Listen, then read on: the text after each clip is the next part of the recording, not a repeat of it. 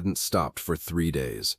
It came down from the northern ridge with a dry, scraping persistence, the kind that worked its way into a man's bones until he forgot what stillness felt like. It rattled the loose board on the porch, the third one from the left, the one Samuel Cole had been meaning to fix since spring, and it carried with it the smell of dust, sage, and something faintly metallic, like rust scraped off an old hinge. The homestead sat low against the land, half swallowed by the prairie grass that bent and whispered in long golden waves toward the horizon, and beyond the fence line the earth stretched out flat and merciless under a sky the color of a healing bruise.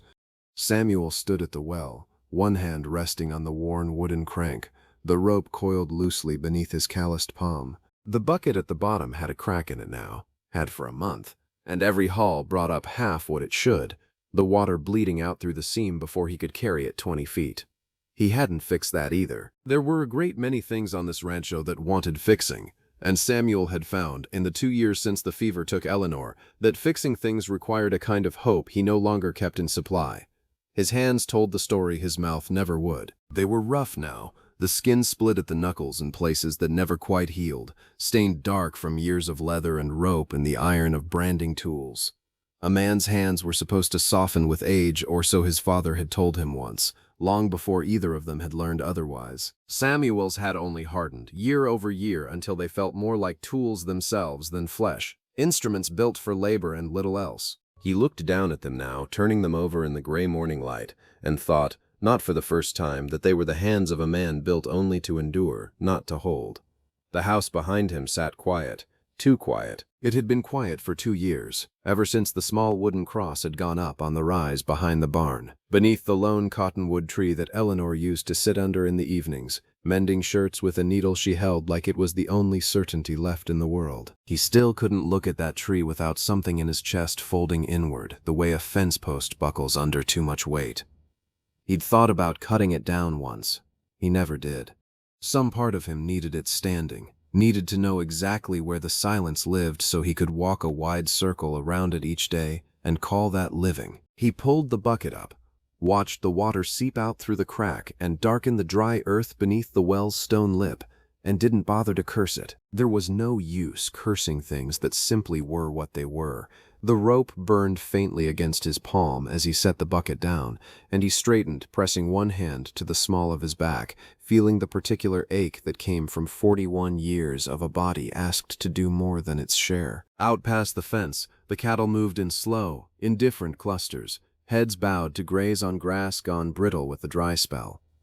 Samuel watched them for a long moment, the way a man watches something simply because it is there and asks nothing of him in return. The wind picked up again, lifting a curtain of dust off the western ridge, and somewhere far off a hawk cried out once, sharp and solitary, before vanishing into the wide gray nothing of the sky. He thought, sometimes, that grief was a lot like this prairie, vast, flat, and stretching out so far in every direction that a man could walk for days and never reach its edge. He had stopped expecting to reach it. He had simply learned to live inside it, the way a man learns to live inside a house with a leak he can't afford to patch. You didn't fix it, you only learned which corners stayed dry. A man at the general store in town had told him last week, not unkindly but plainly, the way frontiermen spoke of hard truths, that some hearts, once broken clean through, simply didn't mend the way bone did. That a man could go on, could rise each morning and tend his herd and mend his fences, but that the deepest part of him, the part that once reached for another hand in the dark, might stay closed up forever, like a well gone dry. Samuel hadn't argued the point. He'd simply nodded, paid for his flour and his nails, and ridden the long road home beneath a sky that offered no answers, only more silence. He picked up the half-empty bucket and turned back toward the house, his boots dragging faint trails through the dust, and did not yet know that somewhere beyond the ridge, on a road he'd never thought to watch, the wind was carrying something else toward him entirely, something that would not simply pass through this quiet, broken homestead the way the dust always did. The first sign of her was the dust. Samuel noticed it from the porch, where he had gone to sit with a cup of black coffee gone lukewarm in his hands, watching the late afternoon light stretch long and amber across the prairie. A thin column rose against the horizon far down the wagon road that cut through the grassland toward town, too steady to be a dust devil, too slow to be a rider pushing hard. Something was coming, unhurried, deliberate, the way only a wagon moved when its driver had nowhere urgent to be or had simply run out of strength to hurry. He set the coffee down on the porch rail and watched without rising. There was little traffic on this road. The Coleman Ranch lay 8 miles from town, tucked against the ridge where few travelers had cause to pass, and in 2 years Samuel had grown accustomed to a kind of solitude that visitors disturbed more than they were welcome. He told himself it was probably the Hendricks boy delivering mail gone astray or a drifter looking for water. He told himself this for nearly 20 minutes until the wagon drew close enough that he could see it was neither. It was a flatbed cart, weathered and patched, pulled by a single mule that looked as worn down as the wheels themselves. And at the reins sat a woman. Samuel rose slowly from his chair, some old instinct of caution tightening in his chest, though he could not yet say why. The woman drove with both hands steady on the leather straps, her posture upright despite what was clearly a long and difficult road behind her. As the cart drew nearer, he could make out more. A dark traveling dress gone gray with dust at the hem, a wide-brimmed hat pulled low against the sun, and beneath it, a face that held a kind of quiet exhaustion he recognized instantly, because he wore it himself every morning in the cracked mirror by his wash basin. She brought the mule to a stop at the edge of his fence line, perhaps 30 feet from where he stood, and did not climb down right away. For a long moment neither of them moved. The wind, which had not ceased in 3 days, seemed to quiet itself just slightly, as if even the prairie understood that something significant was unfolding in the space between this stranger and this silent man. Samuel studied her the way he might study an approaching storm, assessing, cautious, searching for signs of what it might bring. She was younger than he'd first guessed, though not young, with a weariness in her bearing that spoke of distances traveled and burdens carried alone. Her eyes, when she finally lifted her gaze to meet his, were a pale gray-green, the color of sage after rain, and they held his with an unflinching steadiness that unsettled him more than any words could have. She did not speak first. She simply looked at him, taking in the homestead behind him, the worn fence posts, the cattle scattered beyond, the man himself standing motionless with his hat shadowing eyes that had forgotten, somewhere along the way, how to soften for a stranger. Samuel broke the silence only enough to incline his head toward her, a small gesture of frontier courtesy that cost him nothing and offered little. "Ma'am," he said, his voice rough from disuse, the single word carrying the particular flatness of a man who spoke perhaps a dozen sentences a day and to no one but his own livestock. The woman's hands tightened faintly on the reins. She glanced once toward the house behind him, then back to his face, and something in her expression shifted.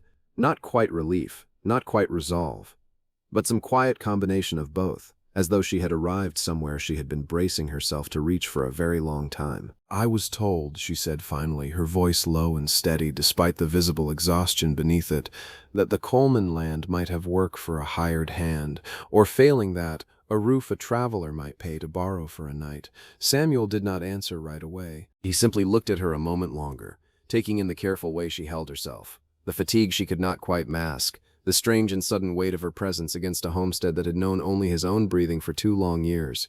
Behind him, the wind picked up once more, rattling the loose porch board, as if the house itself were holding its breath to hear what he would say next. The mule's lameness revealed itself within the hour. Samuel had offered little beyond a curt nod and a gesture toward the water trough near the barn, unwilling to commit to more than the basic decency the frontier demanded of any man toward a weary traveler. But as the woman led the animal forward, he saw it immediately, a hitch in the mule's gait, a favoring of the front left leg that spoke of a stone bruise or worse, something that would only worsen if pushed another mile down the rutted road toward town. "He's been favoring that leg since yesterday," the woman said, crouching beside the animal with a familiarity that suggested she'd handled livestock before, though her traveling dress and gloved hands marked her as someone unaccustomed to the harder labors of rancho life.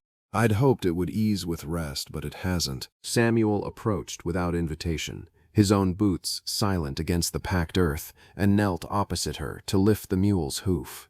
The animal shifted but did not resist, accustomed, it seemed, to handling. Samuel turned the hoof in the fading light, his calloused fingers probing the frog and sole with the practiced efficiency of a man who had tended hundreds of animals through worse. "Stone bruise," he said finally, the words clipped and factual. "Not broken, but he won't carry weight another mile today." Maybe not tomorrow either. The woman's jaw tightened almost imperceptibly, and Samuel watched something pass behind her sage-green eyes. Not quite panic, but the particular calculation of someone whose options had just narrowed considerably.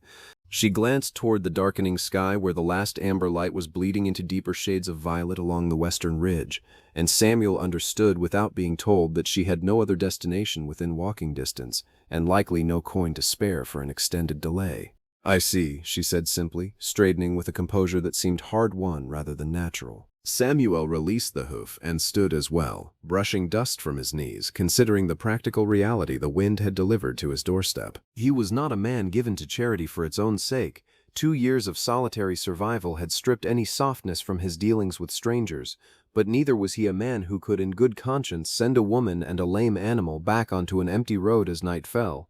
"There's a stall in the barn," he said, the offer coming out rougher than he intended, more obligation than welcome. "Mola can rest there till the bruise eases. You can take the spare room off the kitchen. It ain't much, hasn't been used since—" He stopped himself, the sentence trailing into the same silence that governed most of his thoughts these days. "It ain't much," he repeated instead. The woman studied him for a long moment, as if weighing the offer against some private calculation of her own, some assessment of risk that travelers alone in unfamiliar territory were wise to make. Whatever she found in his weathered face seemed to satisfy her, because she gave a single nod, brief and businesslike. "I can work for the lodging," she said. "I won't take charity I haven't earned." Samuel almost argued the point, almost told her that a single night's shelter required no payment, but something in her tone, a kind of fierce, quiet pride he recognized because he carried the same, stopped the words before they formed. He understood that particular need, the necessity of earning one's place rather than accepting it freely given. He nodded once instead. "Fences need mending on the north pasture," he said, "and the well bucket's cracked. If you've got hands for either, I won't turn down the help." "I've mended fences before," she said, and something in the simple statement carried more history than the words themselves revealed. They led the mule toward the barn in a silence that felt different from the wariness that had marked their first exchange. Not warm, not yet, but functional, the kind of quiet that settles between two people who have agreed, however cautiously, to share a small portion of their burden. The wind continued its restless circling around the homestead, but Samuel noticed, as he latched the stall door behind the limping mule, that it no longer felt quite as hostile as it had that morning. Behind them, the house stood waiting with its single lit window, and Samuel found himself wondering, for the first time and longer than he cared to admit, what it might feel like to walk back into a home that held more than just his own echo.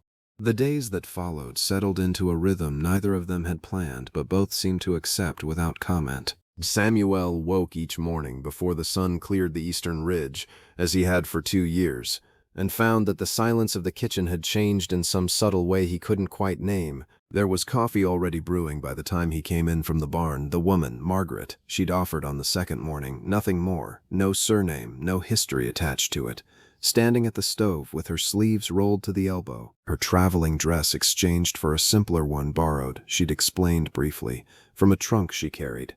Samuel hadn't asked about the trunk. There was a great deal he hadn't asked. "Coffee's ready," she said that fourth morning, not turning from the stove, and Samuel poured himself a cup with the same wordless efficiency that had governed his mornings before she arrived, except now the cup was already warm, already waiting, and something about that small mercy unsettled him more than he wanted to admit. They worked the land in parallel, rather than together those first days, each tending separate tasks as if an unspoken boundary kept them at a careful distance. Margaret mended the north fence with a competence that surprised him. Her hands, though softer than his own, moved with the certainty of someone who had done this work before. Somewhere, for someone. She drove the posts straight, strung the wire taut. And Samuel, watching from a distance while he worked the cattle, found himself recalculating his assumptions about her with each passing hour. By midday she chopped wood with a steady, economical swing that spoke of practice rather than desperation, the axe falling true each time, splitting the logs into even pieces stacked with care beside the woodpile. Samuel offered to take over once, gesturing toward the axe, and she had simply shaken her head not unkindly and continued her work without further comment. He hadn't pressed the matter. There was a pride in her bearing he recognized too well to challenge. The evenings brought them closer than the days did.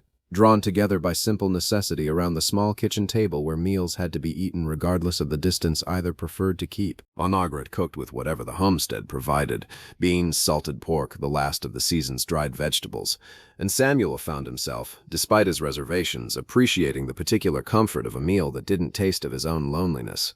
"You've done this before," he said on the fifth evening, breaking a silence that had stretched comfortably through most of the meal. It wasn't quite a question. Margaret's hands paused briefly over her plate before resuming their motion. "Done what, exactly?" "Ranch work, fence mending. This ain't your first homestead." Samuel kept his eyes on his own food, offering her the courtesy of not pressing too directly, though the question hung clear in the space between them. "No," she said finally, the single word carrying weight he couldn't yet decipher. "It isn't." She offered nothing further, and Samuel, understanding the particular etiquette of frontier discretion, didn't ask her to. There were things people carried that required time before they could be spoken aloud, if they ever could be at all. He had his own silences. He could grant her hers. The work continued through the following days, the rhythm deepening into something that felt less like coexistence and more like partnership, though neither would have used that word aloud. Margaret took to checking the cattle each morning alongside him, learning the herd's patterns with quiet attentiveness. Samuel, in turn, found himself lingering near the kitchen in the evenings longer than strictly necessary, drawn by something he couldn't quite name in the simple presence of another person moving through rooms that had stood empty of anyone but himself for 2 long years. On the 7th evening, as Samuel latched the barn door against the deepening dark, he paused and looked back toward the house, where lamplight spilled warm and steady through the kitchen window, where Margaret's silhouette moved against the glow as she finished the evening's dishes. Something in his chest shifted at the sight. Not quite hope, not yet, but the faint stirring of something that had lain dormant since the wooden cross went up beneath the cottonwood tree. He did not yet understand what the mule's lameness had truly delivered to his doorstep, nor did he know that the careful peace settling over the homestead was about to be tested by forces neither of them could control. The letter arrived on a Tuesday, carried by the Hendricks boy on his weekly mail run, and Samuel knew before he'd broken the seal that it carried nothing good. The Cattlemen's Trust Bank of Millbrook Junction did not send correspondence for pleasantries. He read it standing at the kitchen table, the late morning light falling harsh across the page, and felt something cold settle into his chest as the words arranged themselves into a reality he'd been dreading for the better part of a year. The note holder, Elias Crow, had purchased the remaining debt on the Coleman Ranch from the previous bank manager, a man who'd at least shown patience born of old friendship with Samuel's late father. Crow showed no such inclination. The letter stated plainly that the outstanding balance, some $400 accrued through 2 years of poor harvests and the medical bills that had drained Samuel's reserves before Eleanor's death, would be called due in full within 30 days, or the bank would proceed with foreclosure. "Samuel?" He looked up to find Margaret standing in the doorway, her expression tightening as she took in his face. He hadn't realized how plainly his distress showed until her sharp gaze caught it. The same careful attentiveness she'd shown the mule's lameness now turned toward him. "Bank business," he said, folding the letter with hands that betrayed a slight tremor he hated. "Nothing that concerns you." "It concerns this homestead," she said simply, "and I've been living on this homestead a fortnight now. That makes it concern me some." Samuel set the letter down on the table, unwilling to argue the point further, and found himself, against every instinct toward solitary endurance, explaining the situation in clipped, reluctant sentences. The debt his father had taken against the land years before, the drought that had cut his herd's value nearly in half 2 seasons running, Eleanor's fever, and the doctor from town who'd come 3 times before admitting there was nothing more medicine could do, each visit costing more than Samuel could properly afford even then. The slow accumulation of obligations that had seemed manageable under the previous bank's patient terms, and the sudden sharp edge those obligations had taken now that Elias Crow held the paper. "Crow has been buying up notes across the county," Samuel said, his voice flat with the particular exhaustion of a man reciting a wound he'd carried alone too long. "Word in town is he wants the water rights along this stretch of the ridge. Mine the Hendricks place, 2 others. Man's not interested in patient repayment. He's interested in land." Margaret was quiet for a long moment, her sage green eyes fixed on the folded letter as if she could divine its full contents through the paper itself. 30 days, she said finally. "That's not long enough to raise $400 from cattle alone, not with the herd you've got." No, Samuel agreed, the single word carrying the full weight of a conclusion he'd already reached on his own, lying awake the past several nights with calculations that never quite balanced no matter how he arranged them.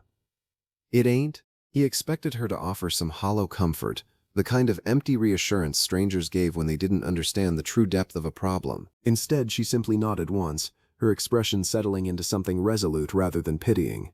"Then we'd best figure what can be done," she said, rather than dwelling on what can't. Something in the simple practicality of her response struck Samuel harder than sympathy would have.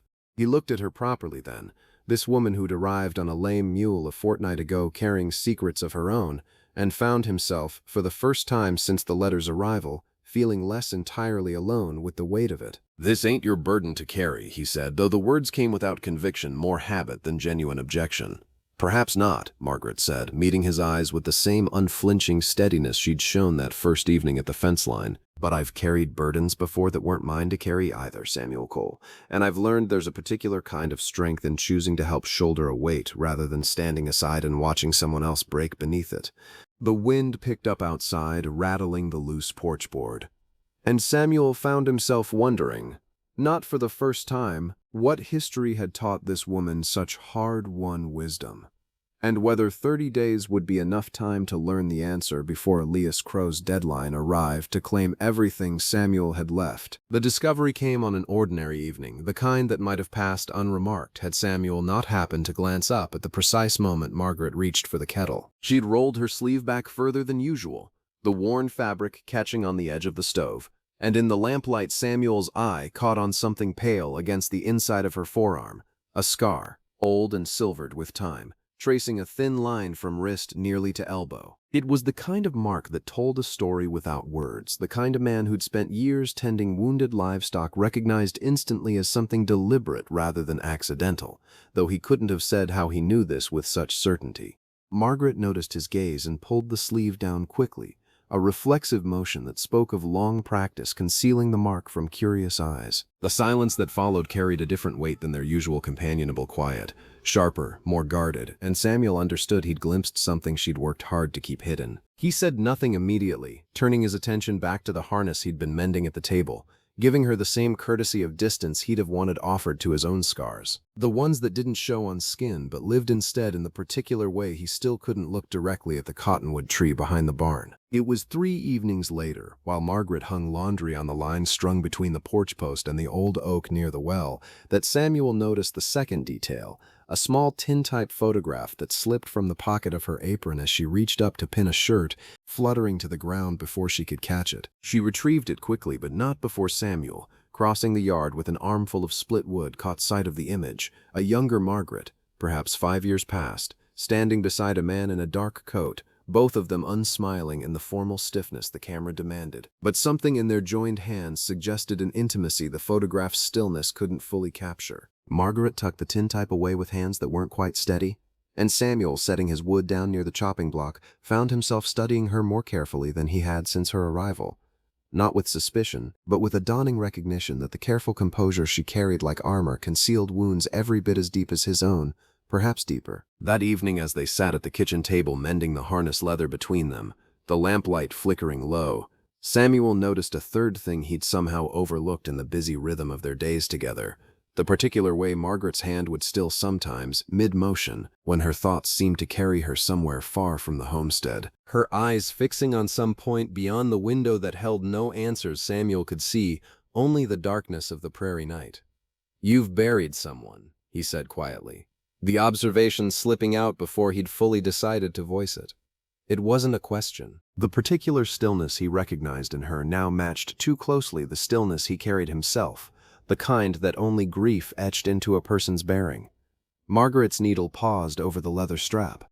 For a long moment she didn't answer, and Samuel thought perhaps he'd pressed too far, crossed some boundary neither of them had explicitly drawn but both had respected since her arrival. Then she set the harness down and looked at him directly, her sage-green eyes carrying a depth of old sorrow he hadn't fully glimpsed until this moment. "Yes," she said simply, "I have." She offered nothing further, and Samuel, understanding the particular weight required to speak such truths aloud, didn't press for more. But something had shifted between them in that brief exchange, A recognition perhaps that the careful distance they'd maintained wasn't born of mere caution between strangers, but of two people who understood, in some unspoken way, that the other carried scars deep enough to warrant gentle handling. He thought of the tintype, the man in the dark coat, the joined hands, frozen in formal stillness.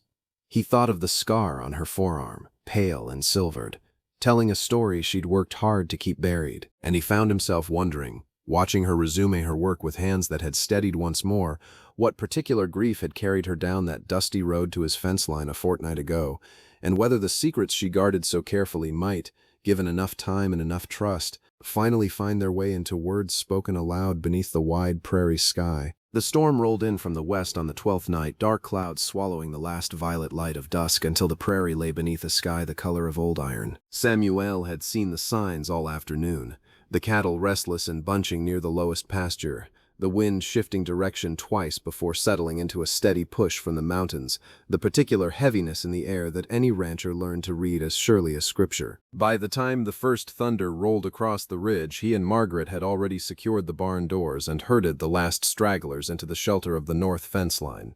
They sat now in the kitchen, the lamp turned low against the storm's fury outside, rain hammering the roof in long, relentless sheets while lightning split the darkness in brief, violent flashes. Margaret had made coffee earlier, but it sat forgotten and cold between them on the table, both of them too wrapped in the storm's wild energy and their own private thoughts to attend to it. "Reminds me of the night my father died," Samuel said, the words arriving unbidden, surprising him as much as they seemed to surprise Margaret, whose gaze lifted sharply from the fire to meet his. He hadn't planned to speak of it. 2 years of careful silence had built walls around that particular grief. Walls he'd maintained even through Eleanor's passing, even through every lonely evening since.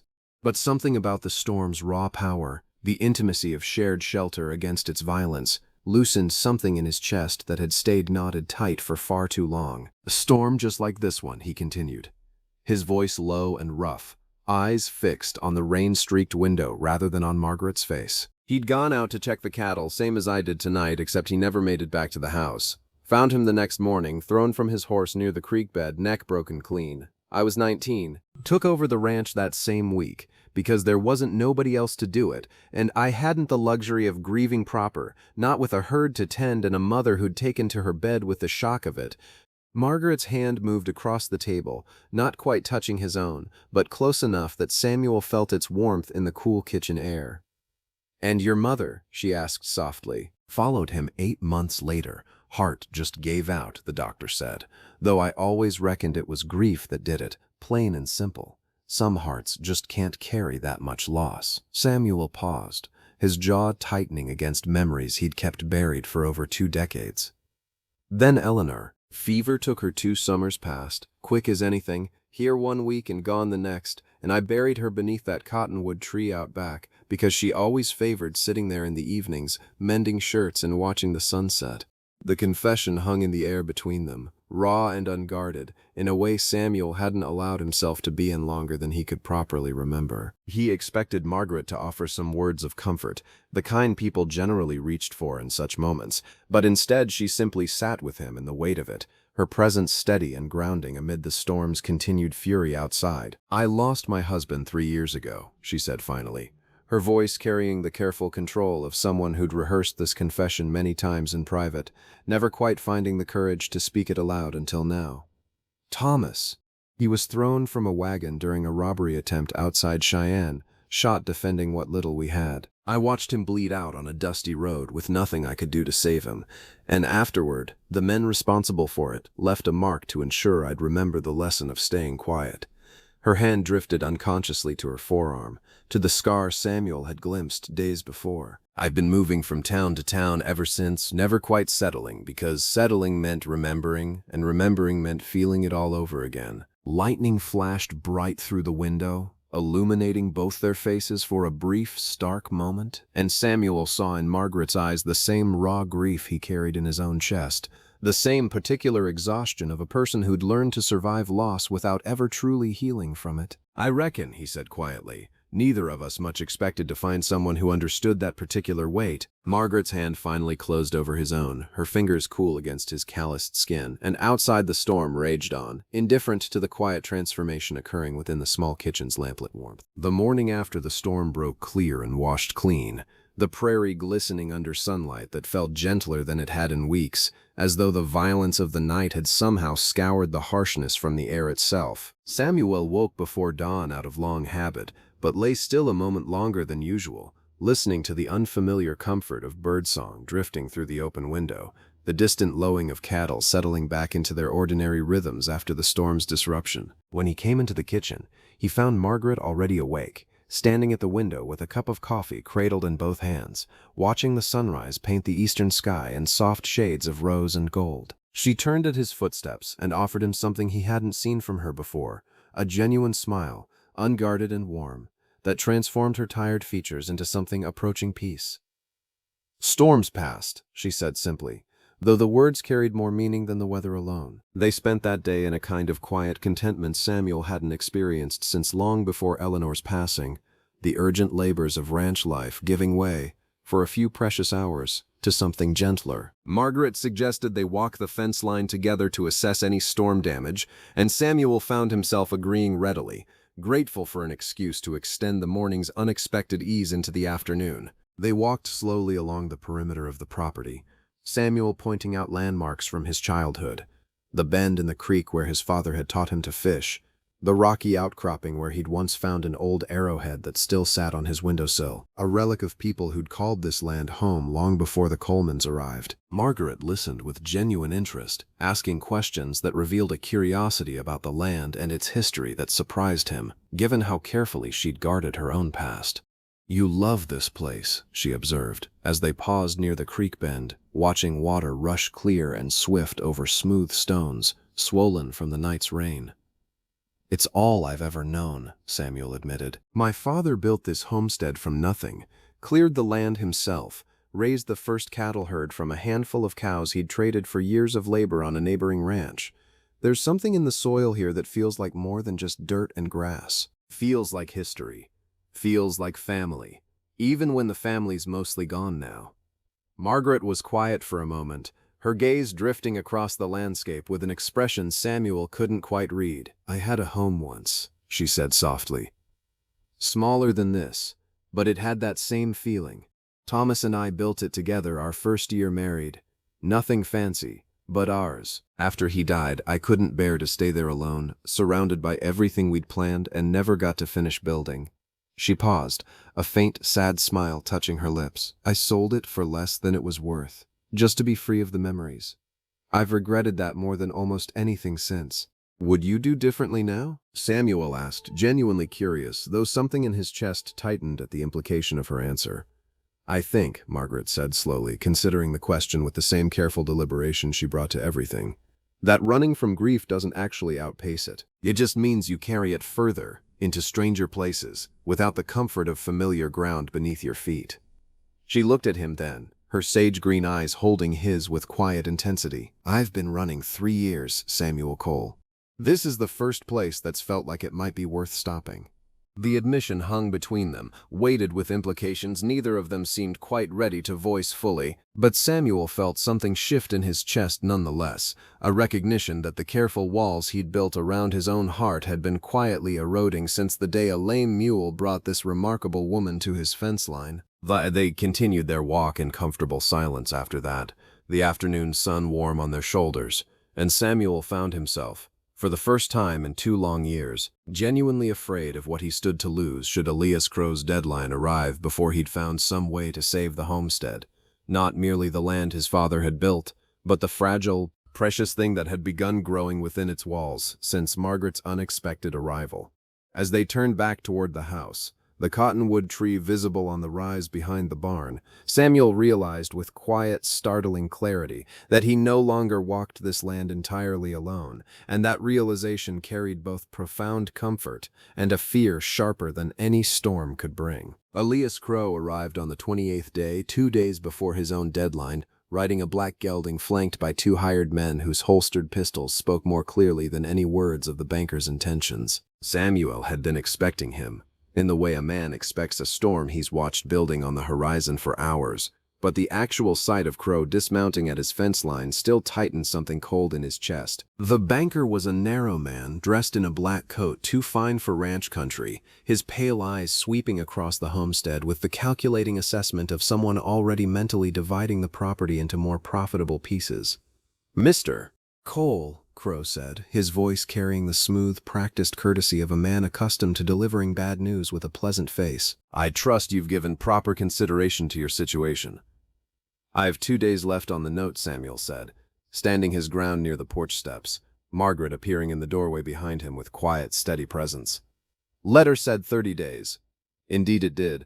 Crow's thin lips curved into something approximating a smile. "I find myself in town early, however, and thought it courteous to discuss terms in person, rather than leave you waiting until the deadline forces unpleasant action. I'm prepared to offer a generous arrangement, Mr. Cole. Forgive the debt entirely in exchange for the deed to this property. You and your companion would be free to relocate, debt-free, with whatever modest sum I can spare for your trouble." Samuel felt the offer for what it truly was, not generosity but theft dressed in legal language, the calculated robbery of land his father had built from nothing, land that held his parents' graves and Eleanor's resting place beneath the cottonwood tree, land that had, in recent weeks, begun holding something else precious as well. "This land ain't for sale," Samuel said, his voice flat and final. "Not for debt forgiveness, not for any sum you'd care to name." Crow's pleasant expression flickered, something harder surfacing beneath the practiced courtesy. "I'd urge reconsideration, Mr. Cole. $400 is no small sum for a man in your circumstances, and I assure you the bank's patience extends only as far as my own discretion allows. Refuse my generous offer, and on the 30th day I will exercise full legal authority to seize this property, livestock included, and you'll walk away with considerably less than what I'm offering now." "Then I reckon I'll need those 2 days," Samuel said, "to find $400 elsewhere." Crow's gaze flicked briefly toward Margaret, lingering with an assessment that made Samuel's jaw clench tight with barely controlled anger. "A man in your position would be wise not to let pride outweigh practicality, Mr. Cole. Frontier sentiment doesn't pay debts." "Get off my land," Samuel said, the words carrying a quiet, dangerous edge that finally seemed to register with the banker, whose hired men shifted slightly in their saddles, hands drifting nearer their holstered weapons. For a tense moment, the air between them crackled with barely restrained violence, the kind of silence that frontier men understood could shatter into bloodshed with a single wrong movement. Then Crow, perhaps recognizing that 2 armed strangers against a determined rancher on his own land posed worse odds than his calculations had accounted for, gave a curt nod and remounted his gelding. "2 days, Mr. Cole," he said, gathering his reins. "I'll expect either $400 or this deed, signed and proper. Don't mistake my patience for weakness." They watched the 3 riders disappear back down the wagon road, dust rising in their wake, until the homestead settled once more into its accustomed quiet, though the peace felt fragile now, shadowed by the very real threat that had just ridden through it. $400, Margaret said quietly, once the riders had vanished from sight. "In 2 days. Samuel turned to face her, finding her expression set with the same fierce resolve he'd witnessed when she'd first arrived, lame mule and all, refusing charity she hadn't earned. "I don't see how," he admitted, the honesty costing him something, though he no longer felt the need to hide his struggles from her as he once might have. "Herd's not worth half that at current prices, and there's no bank in 3 counties that'll extend me further credit, not with Crow buying up every note he can find." Margaret was quiet for a long moment, her gaze drifting toward the small trunk she'd carried with her since her arrival, the one Samuel had never asked about, respecting whatever privacy she'd needed to maintain. "I might have an idea," she said finally, "though it's one I'd hoped never to need." Samuel studied her carefully, recognizing in her expression the particular weight of a decision that cost something deep and personal, and found himself bracing for whatever truth she was finally prepared to reveal. The trunk, when Margaret finally opened it that evening, held no gold, no hidden fortune of the kind that frontier tales so often promised. Instead, beneath layers of carefully folded linens, lay a small leather pouch containing the proceeds from the sale of her own homestead near Cheyenne, money she'd carried for 3 years across half a dozen towns, never spending it, never quite able to let go of the last tangible piece of the life she'd built with Thomas. $320, she said quietly, setting the pouch on the kitchen table between them. I've been afraid to touch it, as though spending it would mean truly accepting he's gone. She looked up at Samuel, her sage-green eyes steady despite the visible cost of the admission. But I find I'd rather spend it saving something worth keeping than continue carrying it as a monument to something already lost. It wasn't enough, $80 short of Crow's demand, but combined with what Samuel could raise selling 4 head of cattle to the Hendricks family the following morning, it closed the gap entirely. They rode into Millbrook Junction together on the 30th day, the homestead's fate folded carefully in Samuel's saddlebag alongside the full sum, every dollar accounted for. Elias Crow received them in his narrow office above the bank with thinly veiled surprise, his pale eyes narrowing as Samuel counted the money onto the desk between them, bill by bill, coin by coin, until the full $400 sat stacked and undeniable. "I'll require a receipt," Samuel said, his voice carrying none of the desperation Crow had clearly expected. "And the note marked satisfied, signed and witnessed, before we leave this office." Crow's composure flickered, some calculation passing behind his pale eyes as he surveyed the money, then the 2 figures before him, Samuel standing immovable, Margaret's steady presence beside him offering silent reinforcement to his resolve. "You understand," Crow said slowly, reaching for one final maneuver, "that the deed transfer I offered remains available, should you prefer." "The debt's paid in full," Samuel cut in, flat and final. "There's nothing left to discuss." Whatever calculation Crow had hoped to extend dissolved beneath the simple, undeniable fact of satisfied obligation. He wrote the receipt with visibly reluctant hands, the note marked clear, and Samuel folded the paper into his pocket with the particular relief of a man who had carried a weight so long he'd nearly forgotten what its absence might feel like. They rode home beneath a sky gone soft with evening light, neither speaking much, until they reached the rise overlooking the homestead, the cottonwood tree standing dark against the horizon, the cattle scattered peaceful across pastures that remained, against all recent fear, entirely their own. Samuel reined his horse to a stop, and Margaret did the same beside him, both pausing to look down at the land that had nearly slipped from his grasp. "They told me I'd never love again," Samuel said quietly, the words arriving unplanned but certain, carrying the full weight of 2 years' careful grief finally giving way to something he'd thought permanently closed. After Eleanor. "A man at the general store, plain as anything, told me some hearts don't mend twice." He turned to look at Margaret directly, his weathered hand resting open on his knee, an offering rather than a demand. "I believed him, near enough, until a lame mule brought you down that road." Margaret studied him a long moment, her expression carrying the particular tenderness of someone who recognized in his confession an echo of her own long-buried hope. Then she smiled, genuine, unguarded, the same warmth he'd glimpsed that morning after the storm, and reached across the space between their horses to take his weathered hand in her own, her fingers closing firm and certain around his calloused palm. "Hearts mend strange ways, Samuel Cole," she said softly. "Sometimes all they need is somewhere worth staying." They married that autumn, beneath the cottonwood tree, with the Hendricks family, and a handful of neighbors standing witness, the prairie grass gone gold around them. Years folded forward like pages turning. The homestead grew, prospered, weathered droughts and hard winters as all frontier land eventually must, but never again faced the particular threat Elias Crow had carried to its fence line. Children came, first a daughter with her mother's steady gray-green eyes, then a son who grew tall and capable, learning the land's rhythms at his father's side just as Samuel once had at his own father's. The cottonwood tree grew taller still, its branches eventually shading not one grave but a small family plot, tended with the same quiet devotion Eleanor's memory had always received, her place honored rather than erased by the love that followed. Decades later, grandchildren ran barefoot through pastures their great-grandfather had once tended in lonely silence, the homestead thriving green and full beneath skies that had witnessed both its darkest grief and its quiet redemption.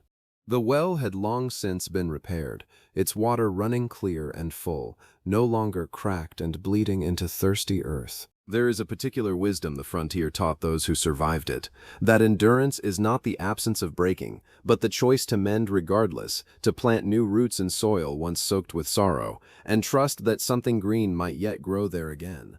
Samuel Cole learned this lesson slowly, painfully, beside a well that wouldn't hold water, and a grief that wouldn't hold still. But he learned it nonetheless, taught by patience, by hard work, and by a woman who arrived on a lame mule carrying burdens of her own and chose, against every instinct toward caution, to stay. If this tale of dust and blood, of loss and quiet redemption stirred something in you, consider subscribing for more stories from the old frontier, where hearts break, and sometimes, against all expectation, mend again.